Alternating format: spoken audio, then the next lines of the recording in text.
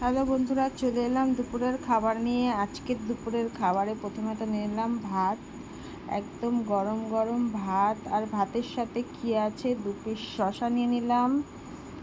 আর নিয়ে নেবো কী আছে। আজকে বেশি কিছু রান্না নেই, অল্প স্বল্প রান্না, একদম অল্প রান্না। তো কি আছে দেখিয়ে দিচ্ছি। এই যে একটুকুনি নিয়ে নিলাম হচ্ছে ভাত, পোস্ত নিয়ে নিলাম, আলু পোস্ত, আলু ঝিঙে পোস্ত নিয়ে নিলাম। আলু পোস্তটা খুবই ভালো লাগে আর বাঙালিদের খুবই প্রিয় একটা খাদ্য আলু পোস্ত। আর আছে হচ্ছে সঙ্গে মুসুর ডাল। ডালটা কিন্তু একদম গাঢ়, দেখতে পাচ্ছ, একদম গাঢ় ডাল।